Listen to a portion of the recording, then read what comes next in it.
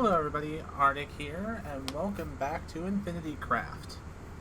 Now, we're working on a very small thing. Basically, we're just going to hook the iron farm storage up to the regular storage using minecarts and hoppers. So, nothing too major. Also, if you can't tell with that cut there, this audio is recorded after the fact because I got my VR headset all set up, and for some reason my recording software decided, oh, you have an Oculus hooked up? Awesome. This means you must want to use just Oculus for your microphone. And I kept forgetting to fix that. My bad. Anyways, it's simple.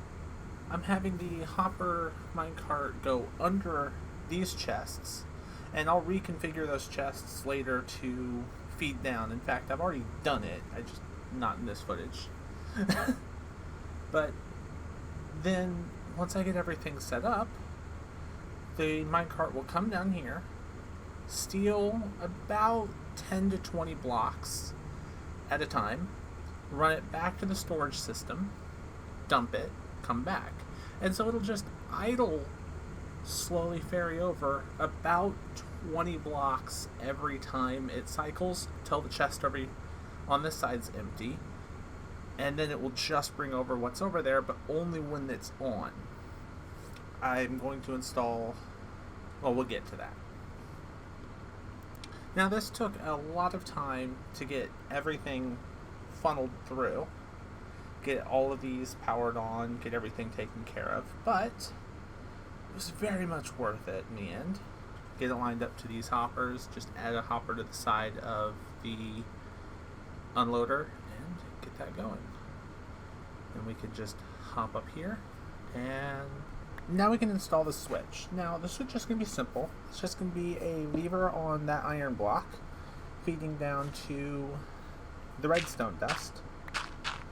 Then we just got to come down here, knock out a couple blocks to get to it. Boom, boom, boom. Now, wasn't thinking this far ahead when I built it initially, but with a little bit of work and just a simple being smarter than a minecart, it's not that hard. It's not that. There we go. We can just quickly reorientate the track to work the way that we want it to. Now, it took me 3 different attempts to get this to line up the way that I wanted it to. I'm actually a little annoyed at myself for that. But with that little bit there, everything should work according to plan. And now the switch. So the switch essentially works, and you'll see it in a minute or two when it gets hooked up, because we just got to run the redstone dust line down. But the way that it works is when the piston is extended, the hopper minecart can get through it in one way, but then it will stop coming back down. So it basically will wedge it over top of the hopper. What this means is, all I have to do is flip a switch, and the minecart stays over top of that hopper and does nothing else. It makes it super simple. Just have to get it wired in, and it's funny. Before this season, well, I guess technically the season before, I started really dabbling into redstone, and then this season I think I've gone even further into it than I did the season before, trying my hardest just to, I don't know, I enjoy a stupid amount out of building silly things like this and farms and things that just make the game easier. But there you can see right there, it's nice and stuck on the hopper, so we don't have to worry about it now. Now, with that little side project done and letting it run in the background, because it's going under this ground right here that I'm going to be building on top of, I have another farm I want to build. But first, I'm going to build the building it's going in.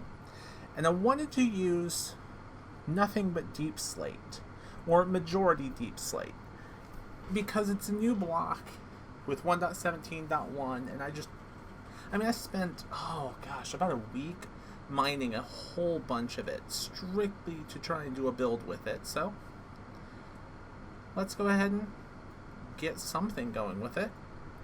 Now, what it's going to basically be is a big, like, warehouse, or sort of like thing. It's hard to explain. Even, it's one of those things, like, you almost have to see it afterwards, and I'm not sure what the final look's gonna look like. I just know what it's gonna look like after we're done today. And to start with, it's gonna be a lot of blocks. But that's why I went farming. That's the whole reason you go farming, is to get a bunch of blocks to put everything down with.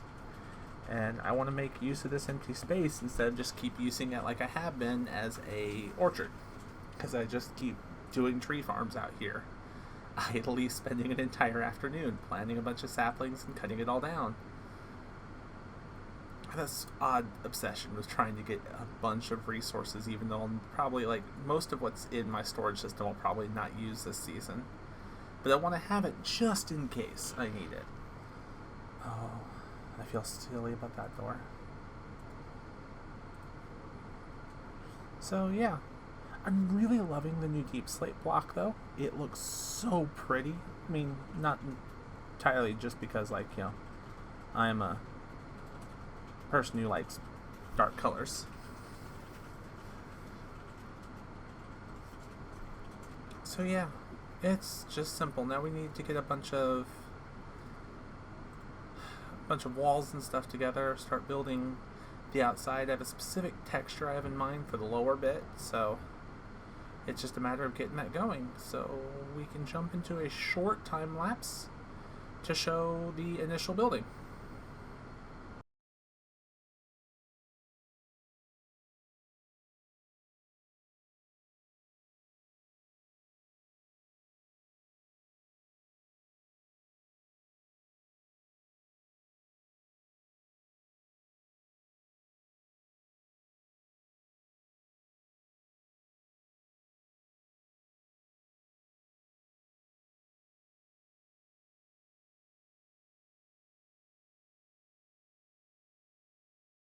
So we can do a quick once over of this because one of my few time lapses corrupted.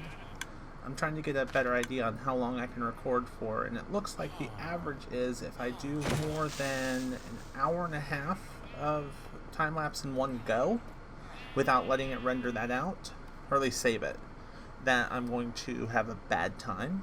So I'm gonna have to start remembering to set like a timer, like 1 hour or an hour 15. So if I'm doing a long build, I can time that out. Also, I'm running into an interesting issue with, like, desync, where stuff like that happens. Where when I was doing it, I placed the block, but in my time lapse footage, the time lapse, you know, it doesn't show it there. And in, obviously, you know, after a relog, I don't see it there. But I know for a fact I did build it. So I don't know what's going on. It's very strange. You might see a little bit of examples of that in the next time lapse too. But once I kind of got everything situated, I'm kind of learning to pay more attention to it. I'll just go back through and, you know, do like I just did there, hitting the blocks or trying to place blocks on top of something if I'm not sure, or if it looks a little off. Because that's how that one wall looked. It looked a little off because it wasn't connected on all sides like it should be. I thought it was just a visual glitch. Turns out, no. My client thought I placed the block, the server thought I didn't. Anyways, all we got left to do is the floor on this side and then the ceiling and the top walls. And then once I get all of that stuff sit in, we can actually get the farm placed in the building. And then once the farm is placed in the building, I mean, basically all the work's done. You know, game set, game check, match. Alright, so we'll check back in with you once we've got this bit done.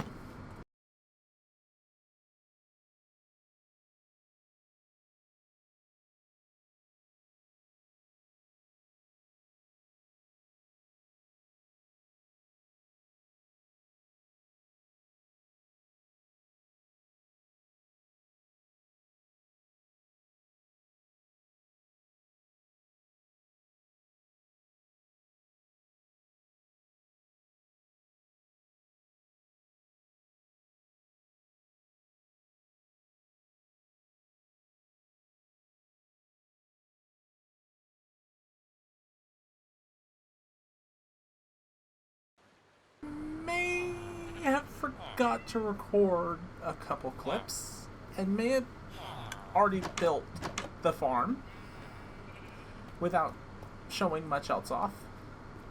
As you can see here, it's a moss farm. So we got our azaleas, our moss carpets, our moss blocks, seeds, all of that stuff. It's just basically the, what was it, the ethos design? Which, I mean, I thought about using Almangos or Rayworks, but this is what I ended up going with. I think maybe next season I'll use a different design, but this season I wasn't too fussed about which, you know, let's try something else. And, I mean,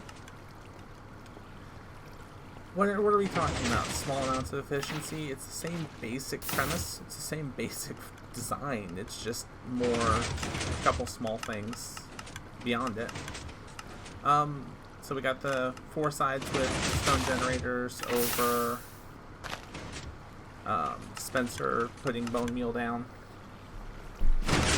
leading to I've got 5 hopper mine carts, 1 in the center, and then 4 staggered out. Really only needed the 1, but I was a little bit concerned about the speed some stuff might be coming in because it was backing up with 1. So I put the 5 to just kind of help even the load. Hindsight, probably didn't need to, but I did. I'm having an issue with it making cobblestone. Every now and then, it doesn't do it often, but it does it just enough that if I try to AFK this, it will clog itself. I mean, you saw me punch out 1 there. I have gone to make dinner, left myself just AFK for an hour, come back and found the entire, like, you know, found about 20 cobblestones in there. I have a way to feed bone meal in, specifically in case I do that and I run out of bone meal because it's not making moss, but I also have it set here so it can recycle its own, and it makes bone meal fast enough to fuel the system and still get everything else into storage. So I call that a win-win at the end of the day. It makes plenty.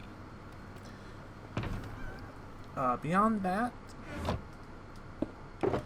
the rest of the farm looks really nice. It looks pretty good from the outside. Just, oh, we got a new neighbor. They joined literally a couple days ago, and they have started working on a tree. And in the time I've built mine, all of my thing over there, they have built this tree. In fact, I want to say this was 2 or 3 days in. But they are constantly loading the other half of my base now because they're right there. And it also means that they're close enough, just close enough, that when they're on, this is loaded. So I had to add a manual kill switch to the side, specifically, which I haven't done yet, but I will, specifically so that when I'm offline, they don't run me out of bone meal, because they did that to me one night. Nothing against them. It's just, oops.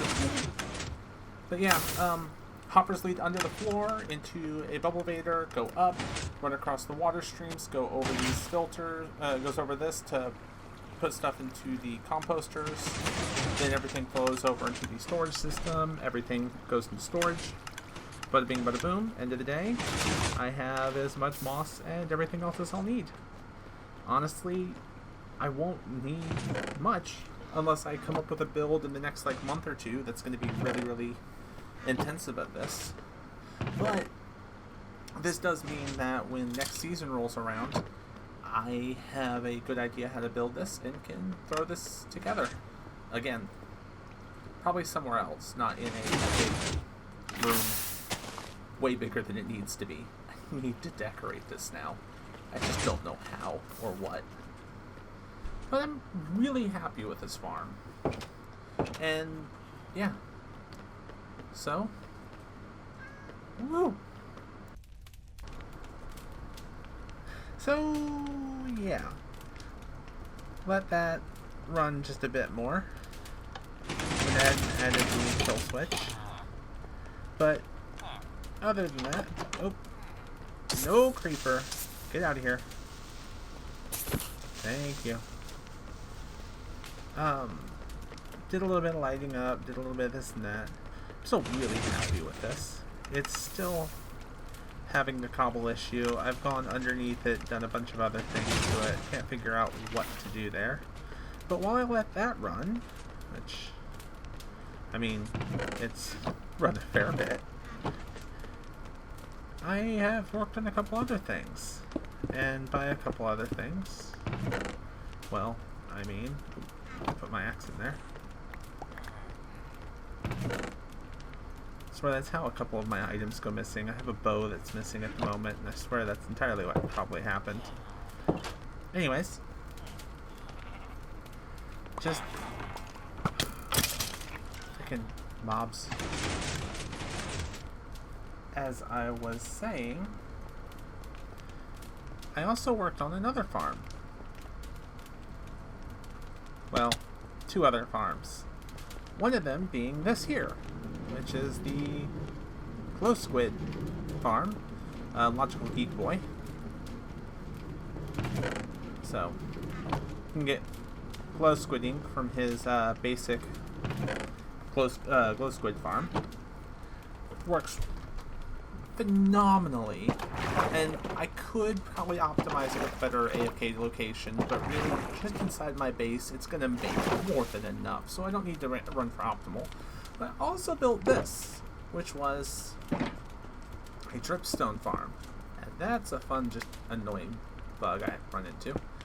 So, the way this works is Dripstone can only grow 7 stages. When it hits the 7th, it won't grow any further. That observer is, I think it's at 5th. It's either at 5th or 6th. I want to say it's 5th. If either of the ends grow down to the observer, it'll fire just over half of it. So everything can grow down, and then when one hits the end, it'll... And then when the other hits the end, it'll fire off too. Meaning I can just kind of let that run in the background and make me Dripstone. And, I mean, that's all I really need.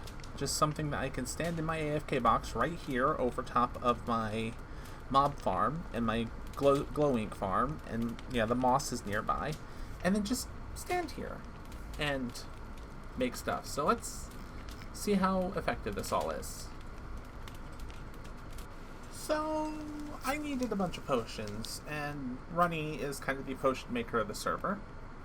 So I decided to give her the supplies to make the potions I need for the copper farm, because I've got a healing potion dispenser above me. I mean, it's good enough with the healing beacon, the regen beacon, to keep me going for a while, but there just does come a point where it's not quite good enough. If I keep running into thorns, I will die. So I gave her all the stuff to make me some healing potions, and here's her payment as well. I told her she can keep whatever she has left over. She can just make sure I have a whole bunch, because I just need a whole bunch. And really, I have more than enough diamonds at this point, so this just also gave me a chance to, I don't know, share the wealth. So yeah, drop off that nice little present for her with plenty of diamonds, plenty of everything. It's going to be fun. Send that to her on Discord and head back to my base, which is about 2,000 blocks that way. So, yay! Because I found out where her base is now after doing the tour and her going, oh, yeah, I moved. And as you can see, the Dripstone is growing. It's so close to harvesting again, and it's been so fun to just let go. Oh, I absolutely just love this silly idea. I could make it longer, and if I think that I need enough Dripstone, I will. Or at least I can make modules of it. I just haven't gotten that far. So yeah, as you can see right there, this farm's triggered already. So, got a bunch from that side. Still got the other side to grow one more stage. Can't get lucky enough to do that on video. It freaking grows like once every 100 minutes on average. But look at that. Yeah, just leaving that running in the background is going to be nice. Who knows how much we'll have by the end of the season. Just letting it run. I'm probably no longer going to use this. I'm probably going to go ahead and build a nice little walled off area around it, because I've got everything I'm going to need. Everything I'm ever going to use. If I ever need more, I can just come over here and breed more, but I really just wanted to get a few stacks. Call it a day. So yeah, I'm really happy with this.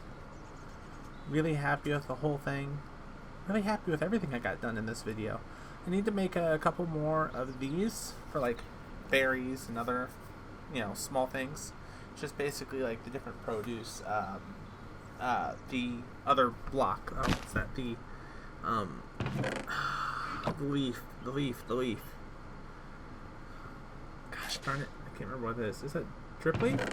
I don't remember. I need to get that one of those done too, because that grows in a unique way. But yeah. Got plenty of bones, plenty of bone meal, plenty of everything. I'm genuinely happy with just how everything's coming along. Still killing mobs with my door. It's lit up on the inside, and I still kill mobs with it. This is just booming, like, yeah. So, it's all good. It's all happy. I can navigate a door. Anyways, I am super happy with all of this. They've got their base pretty much finished. So, nice little landing point for me to look at my place. Anyways, yeah. Interesting having a neighbor. I mean, I had one with Rose, but she's never on. Ooh, they have roof access. I can invade their base from the top.